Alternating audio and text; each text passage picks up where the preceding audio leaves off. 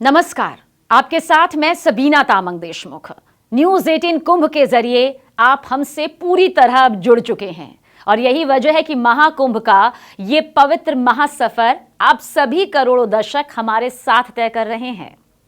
देखिए, आमतौर पर दुनिया पुरुष नागा साधुओं के बारे में ही जानती है और शायद यही वजह है कि पुरुष नागा साधु को लेकर तो बहुत सारी जानकारियां आपके सामने हैं, लेकिन पुरुषों की ही तरह महिला नागा साधु भी महाकुंभ का विशेष हिस्सा बनती हैं।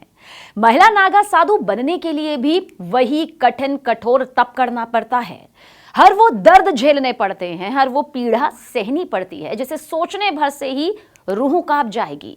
लेकिन महादेव की कठोर तपस्या महिला साधुओं का महिला नागा साध्वी बनना यहां पर तय कर देती है। आज हम आपको महिला नागा साधुओं से जुड़े कुछ सवालों के जवाब देने जा रहे हैं जो कहीं ना कहीं आपके जहन में भी जरूर पैदा होते होंगे। पहला सवाल, क्या महिला नागा साधु नागिन होती हैं? क्यों उन्हें नागिन के नाम से भी पुकारा जाता है? आखिर नागिन जैसा नकारात्मक शब्द उनके लिए क्यों इस्तेमाल होता है? जवाब आपके सामने है। पुरुष नागा साधुओं को नागा कहा जाता है, हालांकि महिला नागा साधुओं को नागिन कहने का मतलब कतई नकारात्मक नहीं है। जी हां, यह नकारात्मक बिल्कुल भी नहीं होता।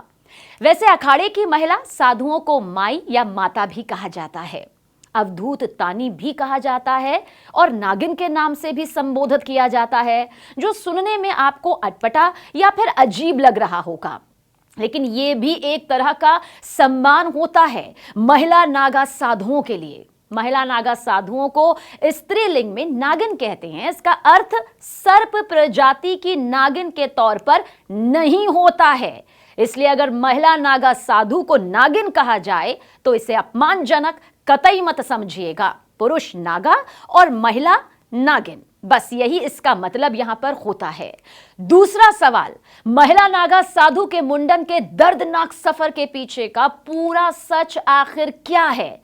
मुंडन सुनने में बहुत आसान लगता है कि सिर को छिलवाना ही तो है, मुंडवाना ही तो है, लेकिन ऐसा महिला नागा साधु बनने की प्रक्रिया के दौरान नहीं होता है।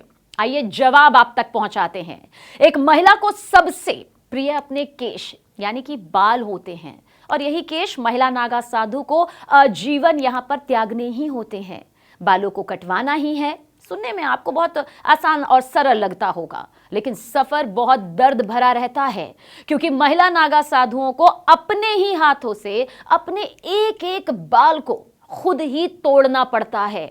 उसके बाद पूरी तरह से उनके सिर को छील दिया जाता है। मुंडन यहां पर होता है, लेकिन उससे पहले वो अपने एक एक बाल को खुद ही तोड़ती हैं। ये इतना पीड़ादायक होता है जिसे महिला नागा साधु बिना उफ किए पूर्ण करती हैं, यानी कि पूरा करती हैं। तभी तो संपूर्ण शक्ति से परिपूर्ण होती हैं महिला नागा साधु। तीसरा सवाल, क्या महिला नागा साधु अग्नि के सामने बैठकर ही कठोर तपस्या करती हैं? और अगर अग्नि के सामने बैठकर कठोर तपस्या करती हैं तो क्यों करती हैं? अग्नि ही क्यों? जवाब आपके सामने। बेहद कठिन तपस्या के बाद ही एक महिला नागा साधु बनती है। महिला नागा साधु पूरी तरह महादेव यानी शिव को समर्पित हो जाती हैं। उन्हें महादेव की घोर तपस्या करनी ही होती है, वो भी पूरे समर्पण के साथ। ये दिव्य तपस्या वो पूरी एकाग्रता के साथ और ऊर्जा के साथ अग्नि के सामने बैठकर करती हैं। माना यह जाता है कि अग्नि तपस्या से आत्मिक शुद्धि होती है। अग्नि तपस्या किसी भी लक्ष्य को पाने में दृढ़ संकल्प और समर्पण की भावना को कई गुना बढ़ा देता है। नियम कहता है कि अग्नि तपस्या के दौरान तप करने वाले साधक के आसपास किसी भी तरह का शोर शराबा नहीं होना चाहिए। तपस्या के दौरान किसी को आने जाने भी नहीं दिया जाता। अग्नि तपस्या में उन चीजों को त्यागना होता है जिन्हें करना जातक या साधक की पसंद में शामिल होता है। और महिला नागा साधु तो अपना संपूर्ण सांसारिक जीवन त्याग देती हैं। इसलिए महिला नागा साधुओं को सालों तक, बरसों तक दुनिया से दूर रहकर जंगल, गुफाओं, पहाड़ों पर यह कड़ी तपस्या करनी होती है, जिसके बाद उनके कमल चरण, शुभ चरण महाकुंभ की धरती पर पड़ते हैं। चौथा सवाल, महिला नागा साधु के दर्शन को आखिर क्यों सबसे शुभ यानी महाशुभ माना जाता है? कहते हैं महाकुंभ में किस्मत वालों को ही दर्शन होते हैं महिला नागा साधु के। आप महाकुंभ कितना भी घूम लीजिए, देख लीजिए, लेकिन अगर आपने महिला नागा साधु के दर्शन नहीं किए तो कहते हैं कि फिर आपको दोबारा से महाकुंभ दर्शन के लिए आना ही चाहिए, क्योंकि महाकुंभ में जब महिला नागा साधु अपने कदम रखती हैं तो उसे पूर्ण संपूर्ण शक्ति से परिपूर्ण माना जाता है। वैसे तो महिला नागा साधु और पुरुष नागा साधु दोनों के लिए ही साधु बनने के नियम और प्रक्रिया एक ही होती है, यानी कि बेहद कड़ी, ऐसी जिसे सुनने भर से ही, सोचने भर से ही आपके रोंगटे खड़े हो जाएंगे। यह प्रक्रिया बहुत ही ज्यादा सख्त होती है, लेकिन फिर भी तप महिला साधुओं को ज्यादा करना होता है, या फिर यूं मानिए कि महिला साधुओं का ज्यादा कठिन तप यहां पर देखा जाता है। और जब वो विशेष यानी कि शाही स्नान के लिए उतरती हैं तो उनमें नकारात्मक या बुरी ऊर्जाओं को काबू में करने की शक्ति का संचार होने लगता है। उनकी महाकठोर साधना उन्हें उस श्रेणी में पहुंचा देती है जहां महिला नागा साधु का दिखना, उन्हें शुभ दर्शन के भाव से देखना काफी शुभ संकेत माना जाता है। इसलिए अगर महाकुंभ में आपको किसी भी महिला नागा साधु के दर्शन हो तो फिर अपनी मनोकामना जरूर मांगिएगा। कहते हैं कि उनके दर्शन मात्र से ही हर हर महादेव आपके सारे संकट हर लेते हैं। पांचवा सवाल, क्या महिला नागा साधु निर्वस्त्र शाही स्नान करती हैं, या फिर वो भी कोई वस्त्र पहनती हैं, या फिर नागा साधु की ही तरह उनके स्नान की प्रक्रिया होती है? यह जहन में आता है सवाल।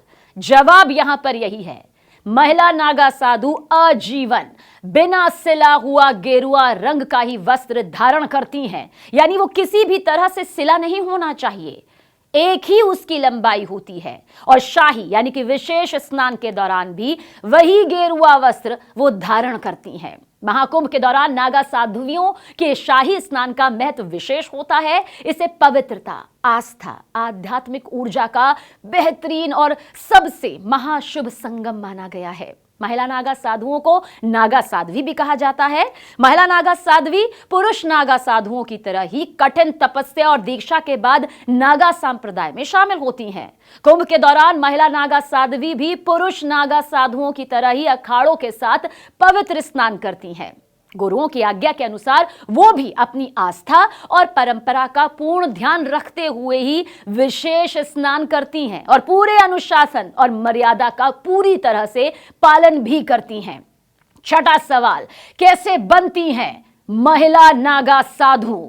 महिला नागा साधु बनने के लिए जवाब यही है, लंबी और कठिन प्रक्रिया से गुजरना होता है। सबसे पहले महिलाओं को 6 से 12 साल तक ब्रह्मचर्य नियमों का पालन करना होता है और आजीवन वो इसी नियम का पालन भी करती हैं। इस दौरान वो सांसारिक इच्छाओं और मोह माया से खुद को कोसों दूर कर लेती हैं। उन्हें अपने सारे रिश्ते नाते तोड़ने ही पड़ते हैं और खुद को भगवान के प्रति वो समर्पित कर देती हैं। कठोर से कठोर अनुशासन का वो पालन करती है और उन्हें गुरु नागा साधु बनने की जब इजाजत देते हैं, अनुमति देते हैं, तब उनकी यह प्रक्रिया पूरी होती है। हालांकि नागा साधु बनने से पहले महिला को सिर मुंडवाना पड़ता है और इस प्रक्रिया को बहुत अहम माना जाता है, जिसमें पिंडदान होता है। महिला नागा साधु बनने के लिए उनसे जीते जी खुद अपना पिंडदान करवाया जाता है। पिंडदान का मतलब है कि महिला अपनी पुरानी पहचान और जीवन से पूरी तरह मुक्त हो जाती है। यह वही प्रक्रिया होती है जो मृत्यु के बाद की जाती है। इसके बाद महिला साधु ये मान लेती हैं कि अब वो एक नई आध्यात्मिक यात्रा पर हैं और उनका जीवन ईश्वर को समर्पित है।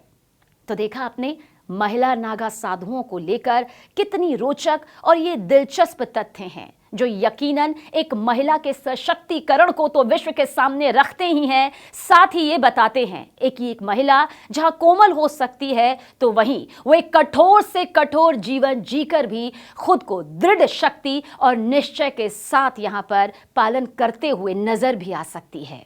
नमस्कार।